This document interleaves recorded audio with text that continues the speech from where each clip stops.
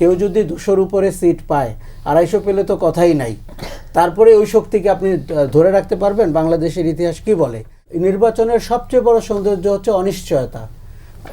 Result তো predictable. এখন মাঝে একটি শক্তি, দক্ষিণপন্থী শক্তি মানুষকে ভয় ধরিয়ে দিয়েছিল 4টি বিশ্ববিদ্যালয়ে তাদের লোকরা বিজয়ী হয়েছে বলে।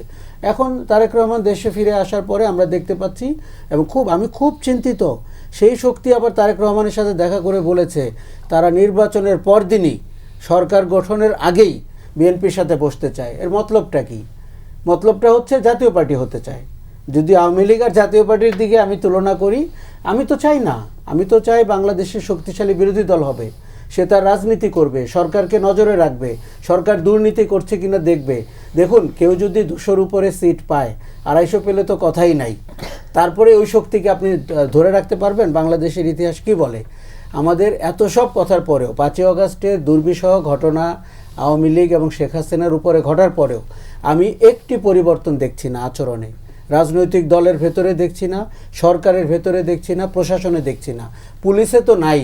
পুলিশ আরেক ধাপ এগিয়ে গেছে।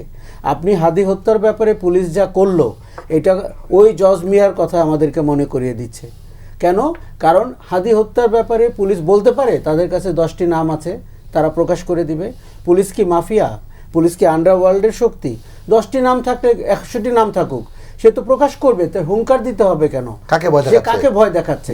আচ্ছা, তারপরে যেভাবে ওয়ার্ড কমিশনারকে আনা হলো, কাউন্সিলরকে, যেভাবে মেঘালয়ে 2জনকে অ্যারেস্ট করা হলো, বলা হচ্ছে শোনেন, আপনি যখন শাহবাগে অবরোধ করে বসে আছেন, আপনার দিন তারিখ ঠিক করে দিয়েছেন যে এত তারিখে এটা দিতে হবে, চার্জশিট দিতে হবে। আমরা একেবারে ছেলে ভুলানো পুলিশের কার্যক্রম দেখতে পাচ্ছি, যে চার্জশিট দেওয়ার দিন পুলিশ এসে চার্জশিট দেয়। পুলিশ কি এই শাহবাগের ইনকিলাব মঞ্চের কথায় চলার কথা? আর এই যে নূর ভাই যে উদাহরণগুলো দিল, আদালত পাড়া থেকে শুরু করে ক্যাম্পাস, দেশের 16 মাস আগে আপনার দেশের প্রশাসন ভেঙে পড়েছে।